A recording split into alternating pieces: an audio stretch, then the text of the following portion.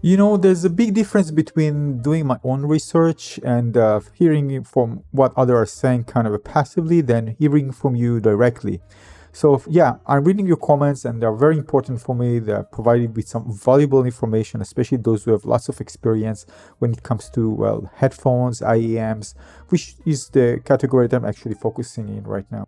So UltimaZero commented on my channel, and I'm going to go over all of them and learn more about each one. These are the red ones, are the ones that I actually bought. It's going to be like my first experience with in-ear monitors, so can't wait to share it with you, of course, in context of gaming. And in this video, I'm going to go and we're going to talk more about each one and try to understand again their pros and cons. We can actually see the different variation of pricing. I'm going to talk from the cheapest to the more expensive, at least when comparing the prices as of today on Amazon.com. One of the things that are very important for me is diminishing returns, knowing that, well, basically, for example, there are some headphones or IEMs that you're going to spend, let's say, twice more, from 50 to 100, but it's not like you're going to feel this extra 50. It's not like going to be twice as good. And when you come, for example, to open back headphones, you can go from 160 to 320, for example.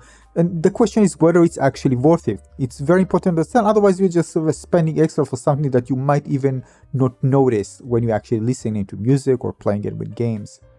All right, let's start. The first one in our list is a Linsoul 7Hz X Crinacle 02. Crinacle is a very respected figure in the audiophile community, so probably help fine-tune this in-ear monitor. So this collaboration aims to deliver high-quality audio at an affordable price. It features natural tuning, superb female vocals from what I've read, and a comfortable fit to long listening sessions. The 02 stands out for its cost-to-price ratio, offering nice imaging and detail retrieval. It comes with a durable 3.5mm cable and generous selection of tips for optimal fit and sound isolation, which, by the way, I care about a lot, especially for the first time. But again, this is why I ordered the other one, which we'll talk about soon. This IEM has enhanced physical bass response from what I've read. Alongside the good tonal balance, not fatiguing treble, although I read in some here and there that people said that the treble could be softer than some users like, potentially affecting the sharpness and soundstage. Some say that, for example, I read on Prime Audio that they mentioned that it's not as resolving or detailed as the original. But again, the 02 is highly regarded for its overall package, especially considering the price point, making it a stronger competitor in its category. Some consider it as kind of the best under $25 in the IEMs category. The next one is the Linsoul ZiiGaat NUO in-ear monitor. This one got the attention because of its exceptional fit, ergonomic design, and a sound signature that combines a warm tone with a hint of caramel in the mid-range and treble. It's powered by sophisticated 10mm LCP dynamic diaphragm, ensuring a solid volume in sound quality for its price range, which varies from $25 to $29. The last time I checked today it was $29, as you can see. Those in-ear monitors, each one weighs around 4 grams each. These monitors are remarkably lightweight, making them comfortable for extended listening sessions. The ZiiGaat NUO is part of the Z Plus series and is praised for its balanced, warmish tone, which doesn't compromise on musicality despite not being the most detailed in its playback style. This model could be a strong competitor to the 7Hz Cell Note 0 MK1 and MK2, offering a unique blend of sound quality, comfort, and value. Now, the next one is the one that I actually bought because I searched for something in the middle ground that is recommended, and eventually that led me to buy the TRUTHEAR X Crinacle 0 Red. This one continues the legacy of its predecessor, the Zero, with enhancements that cater to audiophile preferences. This model maintains a neutral sound signature with a sub-bass boost. By the way, this is another reason I really wanted them, delivering cohesive mix across frequencies. The mid-range is open and forward, complemented by a controlled and satisfying bass response. However, it does have its drawbacks, including a lack of sparkle and clarity in the higher frequencies and slight deficiency in treble airness. Despite these minor issues, Zero Red Edition is praised for its smooth treble and overall polished sound. It uses dual dynamic drivers featuring polyurethane suspension composite LCP liquid crystal dome, diaphragm, and boasts an ergonomic design for comfortable extended listening sessions. With a price point around, again, $50, it offers compelling option for those seeking a refined audio experience without breaking the bank. So again, until I try it myself, I won't really understand, but from what I've read, based on previous experience with, closed back headphones, it led me to say, all right, I think this might be good for me, but I wouldn't know for sure until I try it myself, which of course I'm going to share my experience in a future video. Next one, we're jumping in price to $80, as you can see. This is the TRUTHEAR Hexa. It says 1DD 3BA hybrid. So just so you know, because I needed to read about it, 1DD stands for Wine Dynamic Driver. Dynamic drivers are the most common type of audio driver, which works similarly to a miniature loudspeaker. They use diaphragm moved by magnetic field creating sound waves. Dynamic drivers are well regarded for their ability to produce a natural, robust bass response and a warm sound signature. 3BA stands for 3 balanced armature drivers. So again, different driver technology. Balanced armature drivers are smaller and more efficient than dynamic drivers, allowing for a more compact design. They are typically used in hearing aids and professional in-ear monitors. One of the pros is they are known for excellent detail retrieval, clarity, and accuracy, especially in the mid-high frequencies. So having 3BA drivers, meaning that the IEM is likely has a dedicated drivers for different parts of frequency spectrum. Let's say, for example, 1 for mids, 2 for highs, something like that. Again, generally speaking, to improve sound quality and detail. And the hybrid mean that the IEM combines both dynamic and balanced amateur drivers in one unit. So this combination aims to provide comprehensive and detailed sound experience, offering both the warmth and depth of the bass from dynamic driver and the clarity and precision in the mids and highs from the balanced amateur drivers. Now again, this complex design makes it very attractive, and it's offer compelling alternative to more expensive models like the Moondrop Blessing 2, for example, often referred to in the community as the Blessing 2 killer. However, it's important to note that while the Hexa competes closely with the Blessing 2, it doesn't necessarily surpass it, but stand an equal footing. Again, each one with their own unique strength. Now, I also read that the Hexa sound signature is described as close to the DF neutral, and by the way, DF neutral is another term that I didn't understand. This refers to sound signature that aims to adhere to the diffuse field, DF, target curve. The DF target curve is frequency response standard that attempts to replicate the sound of speakers in an acoustically neutral room, but through headphones or IEMs. So it's based on the idea creating headphones or IEM response that mimics the natural sound experience in diffuse field environment where sound arrives at the ears from many directions equally. So this is why when I mentioned that the Hexa sound signature is described as close to DF neutral with notable sub-bass boost and reduction in the upper mid-range and lower treble, resulting in tonality that many find very pleasing.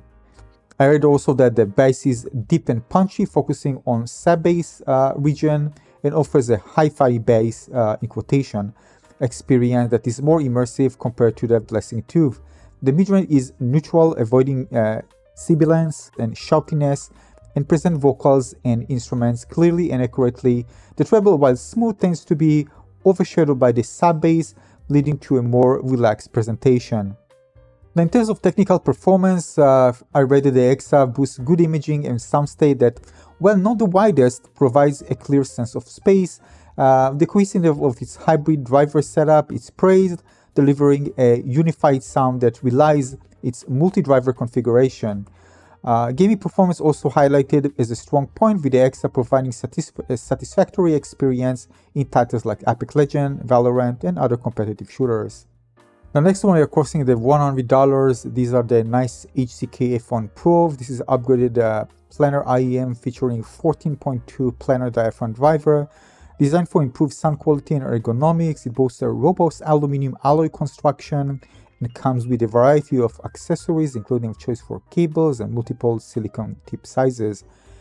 The sound profile is characterized by a balanced U or W shape, offering a lighter side bass, smooth mid-range, and controlled treble.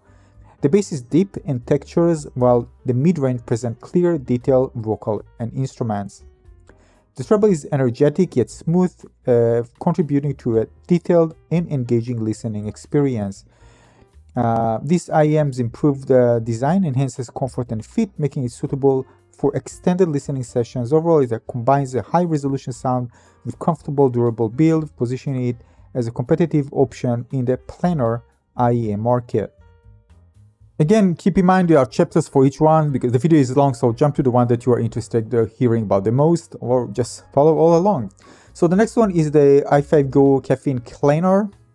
Now, as a newcomer, when I saw 120, it's kind of itching because again, you say, I can get open back headphones for this price. But again, there are differences in technologies, of course. And if you want to learn more, of course, the more I learn, the more I understand. Check out my journey and you're going to find a video about IEMs as well. Very detailed, by the way. Keep in mind, of course, there are others in between. This is just one, those were actually mentioned by the user that are recommended. So I'm mentioning this in this video. Now, these are known for their really impressive build quality with black anodized aluminum shell, made with, from what I've read on the headphonelist.com, with precision of 5-axis CNC process. Whatever this means, well, high quality. And the same website also mentioned that most beautifully tuned, and I quote, most beautifully tuned planar-based IEM. And again, they are using planar drivers. And they also mentioned that no other planar IEM sound this good. So this is very good. This includes very detailed sound, good rumble, which again, if you are playing, for example, games with like Battlefield, for example, feel the rumble. This produces very good ones. They also mentioned good resolution, and yeah, overall, really good all across the board. Now, I didn't find any reviews on Amazon.com, but searching Reddit, I think people kind of have a consensus that these are really, really good planar IEMs. So this one's very high on my list. Now, the next one many people recommend me to get. This is kind of placed high in many people's list, I think, and this is the Linsoul ZiiGaat EM6L. So again, this is also in my radar. This particular one made a notable impact in the audio scene in 2023. This model, which succeeds the EM5, features a hybrid design with one dynamic driver, DD, and 4 balanced amateurs, again, BA, aiming to deliver high-quality audio experience. The EM6L is positioned to challenge both lower and higher-priced IEMs, offering a compelling value proposition. So with this hybrid configuration of one dynamic driver and 4 balanced amateurs, the M6L delivers a sound profile that's both analytical and slightly bright, yet adheres closely to the 2019 Herman curve.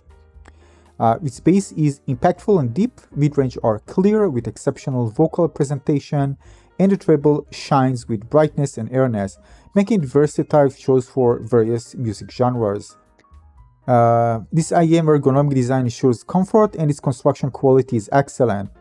So overall, a very compelling combination of sound quality, comfort, and aesthetic appeal, positioning at the top contender in its price range, well, and beyond. So again, this one also at the top of my list. I'm very interested to actually get it, but again, I need to rethink before I buy it. How do I pronounce this? Letsuoer S12. Alright, so this one again 130. This is a very highly praised one from what I've read. The more I read, it's so hard to choose. And this one stands out in the planar IEM category, especially appealing to gamers with its detailed soundstage, comfortable fit, and robust build. And again, this price range, it's really stellar. It delivers a bright sound profile with punchy, texture-based, and exceptional technical performance, rivaling IEMs in higher price brackets in terms of resolution. While imaging is average, the S12 excels in dynamic response, offering an impactful audio experience. Its brighter tonality might not suit everyone, but for those seeking high-quality audio detail on a budget, the S12 is a compelling choice, showcasing the rapid advancement in planar IEM technology. But again, From what I've read also, it has kind of a brighter presentation, so some people might not like it as much, but yeah, overall a very recommended one from what I've read. Now, just $40 more, you're going to jump into the Pro version of the one that I just mentioned. This one, the same as before, also impresses with build quality and sound performance, kind of crafted with a focus on durability and aesthetic appeal. This Pro version features a CNC milled aluminum shell with sleek deep blue finish. It offers comfortable fit thanks to its semi-custom shell design and selection of tips ensuring optimal noise isolation. It also stands out for its proprietary 14.8mm Klanar driver, delivering detailed sound with punchy bass and clear trebles. Its technical specs, including a high sensitivity and effective acoustic chamber design, ensure it's performed well across various sources. So overall, a great balance when it comes to build quality, comfort, and sound performance, making it a very compelling choice for audiophiles and music lovers seeking high-quality IEM at a reasonable price. Now, for the same price, well, at least as of Amazon.com as of the time we're making this video, $169, we have the Letshuoer, I don't know how to pronounce it. Anyway, I'm going to check later. Z12. This has gathered positive reviews for its sound quality and build. Reviews highlight its good punch in the lower end with both mid-bass and sub-bass being nicely balanced and prominent.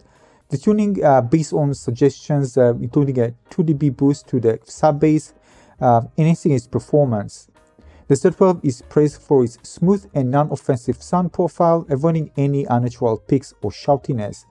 Its upper treble is described as effortless and smooth, making it suitable for a variety of tracks. Additionally, the build quality, particularly the striking gold finish and comfortable shell design, is commended. However, opinions on the included cable and overall package are mixed among customers.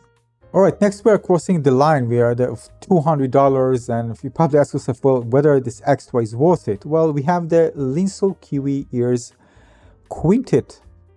Now this one is praised for its sophisticated sound profile and technical prowess, offering agile and punchy bass, transparent mid-range, and crisp detailed treble. It boasts a large soundstage and good imaging, making it stand out in its category. However, some users might find the lower mid a bit recessed. And overall sound signature can be a little lean and bright for those who prefer a warmer or more bass-heavy presentation. So when I heard large soundstage, I thought to myself, oh, this one is interesting. So again, I marked it, and I'm going to read more about it later and see, well, when it says large, well, how large and relative to which other IEMs and maybe other headphones. Now, at the same price, at least as of Amazon, $219, we have the AFUL Acoustics Performance 5, which also received commendation for its inoffensive tuning and exceptional treble quality with its price range. Again, keep in mind, of course, there are much more expensive ones. Again, these are the ones that I just listed here. Again, this makes it a standout choice for audiophiles who prefer something with high quality sound, but relatively on a budget. It features a hybrid design with one dynamic driver and 4 balanced armature drivers, praised for good driver coherency and minimal BA timbre issues. Reviewers highlight its balanced sound profile with the bass that is described as flat out sick, treble that is so crispy, and mids that are lush and realistic in tonality and timbre. The imaging capabilities of the Performance 5 are also noted as impressive. Now, despite its many strengths, some critics point out its technicalities being more in line with earphones in the $100 category, suggesting that while its tuning is quite good, its performance and technical aspect may not exceed expectations set by its price point. Overall, the Performance 5 is lauded for its build quality, comfortable fit, and sonically satisfying monitor performance at any volume level. So this is the one that I'm probably going to research a bit more to see if there are some more diminishing returns here, but overall another recommended one among the community. And this one is the last one mentioned in the comment and the most expensive one in that list. This is the Linsoul Kiwi Ears Orchestra Lite, but that are well received for their build quality, sound performance, and volume. They have 3D printed UV curved resonance shells that are noted for their imperfection free and solid feel. Reviewers commends its well-tuned sound profile featuring good timbre, a slightly warm signature, and decent resolution. The bass is described as punchy and advocate slightly warm signature and decent resolution. The bass is described as punchy and advocate with a balanced overall tuning and relaxed treble response. Comfort is highlighted with the IEM fitting well for long listening sessions without causing discomfort. Now, despite those strengths, some critics pointed out that the bass not living up to expectation for some listeners, potentially being a deal breaker for some. However, its detailed and revealing nature combined with price points considered incredible value make this really a very compelling choice. The Orchestra Lite praised for its lightweight, ergonomic design and the ability to provide a comfortable listening experience even with its 8 drivers and medium-large body. So again, this particular list is the most expensive one listed, again, highly recommended one, and of course also there are lots of reviews on Amazon that you can also read and research yourself. So overall, yeah, I'm gonna of course signal out those that I find more well appealing for myself and for gaming in general, and we're gonna probably see which one I'm gonna order eventually. But again, thanks for the list. I'm very interested to read more about them. The more you narrow down, into specific one, the easier it is for me to kind of focus on the ones that might be the best for me. And of course, there are lots of subjectivity, bias, but of course, there are also common things that people agree on. So it's very important to understand those. Again, thanks for watching, everybody. I'm going to dive more into the details of those and kind of narrow down and see which one I prefer best. And maybe I'm going to get it very soon. Thanks for watching.